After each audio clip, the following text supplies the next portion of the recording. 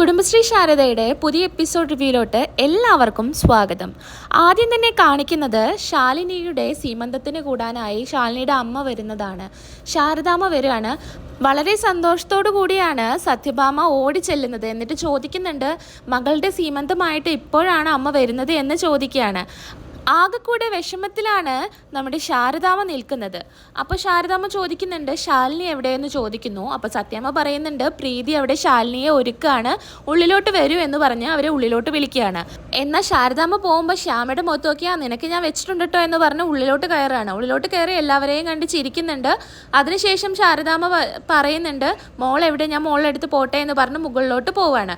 അങ്ങനെ കൂടെ നമ്മളെ ശാരികയും സമ്മതം ചോദിച്ച് മുകളിലോട്ട് പോകുന്നു. അങ്ങനെ മുകളിൽ എത്തിക്കഴിഞ്ഞ് ശാരദാമ്മ എന്ത് പ്രതികരിക്കുമെന്ന് അറിയാണ്ട് വിഷ്ണു ആകെ പരിഭ്രമത്തിലാണ്. സത്യങ്ങളൊക്കെ ശാരദാമ്മയോട് പറയണമെന്നാണ് വിഷ്ണു മനസ്സിൽ വിചാരിച്ചുകൊണ്ടിരിക്കുന്നത്. അങ്ങനെ വിഷ്ണുവിൻ്റെ അച്ഛൻ്റെ മുഖത്തൊക്കെ നോക്കി വളരെ വിഷമത്തോടു കൂടി ഇങ്ങനെ നിൽക്കുന്നുണ്ട്. അങ്ങനെ വിഷ്ണു മുകളിലോട്ട് പോവാണ്. എന്നാൽ വളരെ സങ്കടത്തോടു കൂടി തന്നെ നമ്മുടെ ശാലിനി അവിടെ ഒരുങ്ങി നിൽക്കുന്നുണ്ട്. ശാലിനിയുടെ മുഖത്തും സന്തോഷമില്ല, പ്രീതിയുടെ മുഖത്തും സന്തോഷമില്ല. അപ്പോൾ അങ്ങനെ ഈ സമയത്ത് ശാരദാമ്മ അങ്ങനെ കയറി വരികയാണ്. എന്നിട്ട് ചോദിക്കുന്നുണ്ട്, നീ ഇപ്പോഴാണോ എൻ്റെ അടുത്ത് ഈ കാര്യങ്ങളൊക്കെ പറയുന്നത്? ഗർഭിണിയാണെന്നറിഞ്ഞ് 7 മാസമായി, ഇപ്പോഴാണ് അമ്മയുടെ അടുത്ത് സീമന്തത്തിന് വിളിച്ചപ്പോഴാണ് ഞാൻ അറിഞ്ഞത്. ശാരദാമ്മ എന്നോട് പറഞ്ഞപ്പോഴാണ് അറിഞ്ഞത്. അവരെ കുറ്റം പറയാൻ പറ്റില്ല, കാരണം നീ എൻ്റെ അടുത്ത് പറഞ്ഞു എന്നായിരിക്കും ശാരദാമ്മ കരുതിയിട്ടുണ്ടായിരിക്കുക എന്ന് സത്യാമ്മ കരുതിയിട്ടുണ്ടായിരിക്കുക എന്ന് ശാരദാമ്മ പറയണം. അപ്പോൾ അങ്ങനെ ശാലിനിയും നല്ല സങ്കടത്തിൽ ഇങ്ങനെ നിൽക്കുന്നുണ്ട്. അങ്ങനെ ശാരദാമ്മ പറയുന്നുണ്ട്, നീ എന്താ എൻ്റെ അടുത്ത് പറയാത്ത എന്നൊക്കെ ചോദിച്ച് വിഷമത്തോടെ സംസാരിക്കുകയാണ്. അപ്പോൾ ശാരികയും പറയുന്നുണ്ട്, ഗർഭിണിയായി കഴിഞ്ഞാൽ സ്വാഭാവികമായി ആദ്യം ഭർത്താവിൻ്റെ അടുത്ത് പറയും, പിന്നെ അമ്മയുടെ അടുത്താണ് രണ്ടാമത് പറയാറ്. നീ എന്താ ഇങ്ങനെയെന്ന് എനിക്കറിയില്ല, നീ എന്തൊക്കെയാണ് ചെയ്ത് കൂട്ടുന്നത് എന്ന് ചോദിക്കുകയാണ്. ഈ സമയത്ത് അങ്ങോട്ടേക്ക് വിഷ്ണു കയറി വരികയാണ്. എന്നിട്ട് വിഷ്ണു പറയുന്നുണ്ട്, അവളെ കുറ്റപ്പെടുത്തണ്ട എന്ന് പറയാണ്. എന്ത് കുറ്റപ്പെടുത്തണ്ട എന്ന് പറയുന്നത് മോനെ എന്ന് ചോദിക്കുകയാണ്. അതുപോലെ ശ്യാമയോട് പറയുന്നുണ്ട് ശാരദാമ്മ, നീ ഇത്ര എൻ്റെ മകളിൽ വെച്ചിട്ട് ഏറ്റവും ഭയങ്കരയാണ് നീ ഇപ്പം ഇങ്ങോട്ടേക്ക് കല്യാണം കഴിച്ച് വന്നിട്ടേ ഉള്ളൂ. നിനക്കെങ്കിലും എൻ്റെ അടുത്തൊരു വാക്ക് പറയാമായിരുന്നു.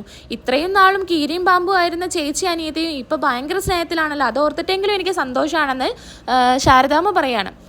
എനിക്കെല്ലാം മനസ്സിലായതുകൊണ്ടാണ് ഞാനിപ്പോൾ എനിക്കൊരു ദോഷം വരുന്ന ഒരു കാര്യവും കുഞ്ഞേച്ചിയും വിഷ്ണുവേട്ടനും ചെയ്യില്ല എന്ന് എനിക്ക് ഉറപ്പാണ്. അതുകൊണ്ടാണ് ഞാനിപ്പോൾ കുഞ്ഞേച്ചിയുടെ ഭാഗത്ത് നിൽക്കുന്നത് എന്ന് പറയാണ്.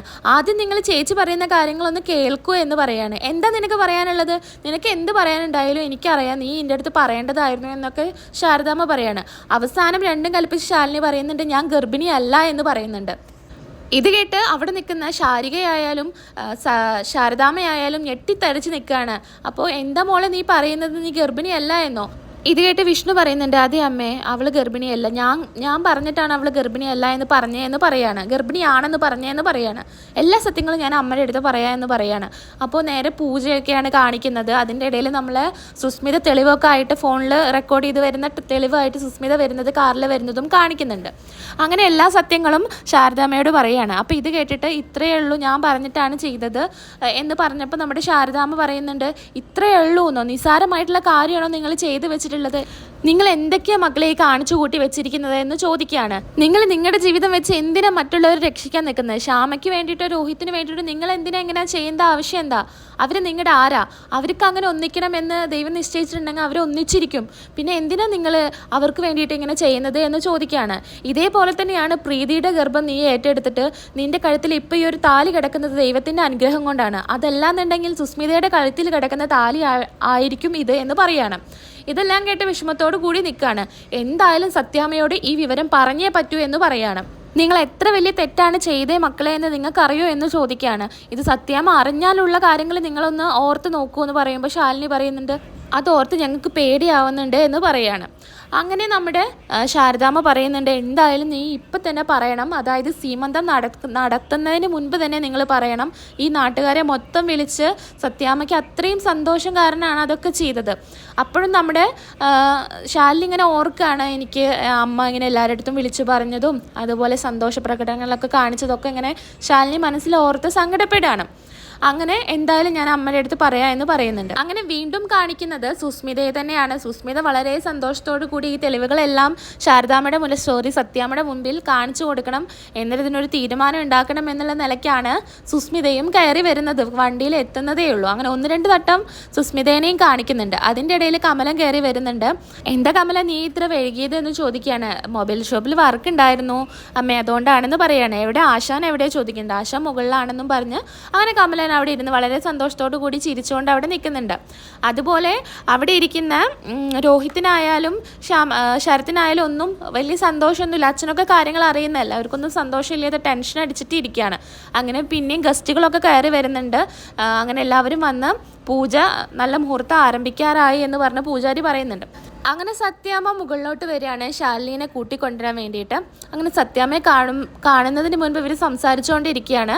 അങ്ങനെ ശാരദാമ്മ ചോദിക്കുന്നുണ്ട്, ഈ വിവരം മറ്റൊരാൾ അറിഞ്ഞിട്ടുണ്ടെങ്കിൽ എന്താവും അവസ്ഥ നിനക്ക് അറിയോ എന്നൊക്കെ ചോദിക്കുകയാണ്. അപ്പോൾ പറയുന്നുണ്ട്, ഈ വിവരങ്ങളൊക്കെ അറിഞ്ഞിരിക്കുന്നത് മരിച്ചാൽ കൂടെ പുറത്തു പറയില്ല എന്ന് ഉറപ്പുള്ളവർ മാത്രമാണെന്ന് പറയുകയാണ്. അപ്പോൾ ഇതേ സമയം അങ്ങോട്ടേക്ക് സത്യാമ്മ കയറി വരികയാണ്. സത്യാമ്മയെ കാണുമ്പോൾ എല്ലാവരും ഞെട്ടി നിൽക്കുകയാണ്. അങ്ങനെ മോളെ എന്ന് വിളിച്ച് വരികയാണ്. മോളെ, എൻ്റെ മോള് സുന്ദരിയായിട്ടുണ്ടല്ലോ, എൻ്റെ തങ്കക്കൂടം എന്നൊക്കെ പറയാണ്. അങ്ങനെ ശാരദാമ്മ കണ്ടോ, നല്ല സുന്ദരിയായിട്ടുണ്ട്, നല്ല ഐശ്വര്യമായിട്ടുണ്ട് മോള് എന്ന് പറയണം. ശാരദാമ്മ പറഞ്ഞു കൊടുക്കുക എന്തുകൊണ്ടാണ് അങ്ങനെയെന്ന് പറയണം. ഗർഭിണിയായ പെൺകുട്ടികൾ അല്ലെങ്കിലും നല്ല സൗന്ദര്യവും ഐശ്വര്യവും ഒക്കെ ഉണ്ടായിരിക്കും. കാരണം വയറ്റിൽ വളരുന്ന എൻ്റെ ഈ കുഞ്ഞാണ്, എൻ്റെ മോനാണ് എന്ന് പറയാണ്, എൻ്റെ ഈ കുട്ടി കാരനാണെന്ന് പറയാണ്. അങ്ങനെ വളരെ സന്തോഷത്തോടു കൂടി സത്യാമ്മ ഇങ്ങനെ നിൽക്കുന്നുണ്ട്. അതേ കൂട്ടത്തിൽ പ്രീതി ഇങ്ങനെ ആക്ഷൻ കാണിച്ചു കൊടുക്കുന്നുണ്ട് വിഷ്ണുവിനോട്, കാര്യങ്ങളൊക്കെ പറ എന്ന്. അപ്പോൾ വിഷ്ണു, അമ്മ എനിക്കൊരു കാര്യം പറയാനുണ്ട് എന്ന് പറയണം. അപ്പോൾ എന്ത് കാര്യമാണെങ്കിലും മോനെ നല്ല മുഹൂർത്തം കഴിയുന്നതിന് മുന്നേ താഴോട്ട് പോവുക, അതൊക്കെ കഴിഞ്ഞ് പറയാമെന്ന് പറയാം. അതല്ല അമ്മ, എനിക്കൊരു കാര്യം പറയാനുണ്ട് എന്ന് പറയണം. എന്താണെങ്കിലും നമുക്കിത് കഴിഞ്ഞ് പറയാം, നീ എന്താ കുട്ടികളെ പോലെ എന്ന് പറയണം. അങ്ങനെ നമ്മുടെ സത്യാമ്മ ശാലിനിയെ വിളിച്ച് താഴത്തോട്ട് പോവാണ്. അങ്ങനെ മറ്റുള്ളവരോട് നിൽക്കുകയാണ്. ശാലിനിയെ വിളിച്ച് പോകുമ്പോൾ അവരെല്ലാവരും തിരിഞ്ഞ് വിളിക്കുന്നുണ്ട് കേട്ടോ സത്യാമ്മ. എല്ലാവരും എന്താ ഇവിടെ നിൽക്കുന്നത്, ശാരദാമ്മ വരൂ എന്ന് പറഞ്ഞ് എല്ലാവരും കൂട്ടി താഴത്തോട്ട് പോവാണ്. അങ്ങനെ താഴത്തോട്ട് പോകുമ്പോൾ നല്ലൊരു പാട്ടൊക്കെയായി അങ്ങനെ താഴത്തെത്തുന്നു. ശാലിനിയുടെ മുഖത്ത് ഒരു സന്തോഷവും ഇല്ല, വളരെ ടെൻഷനോട് കൂടി നിൽക്കുകയാണ്.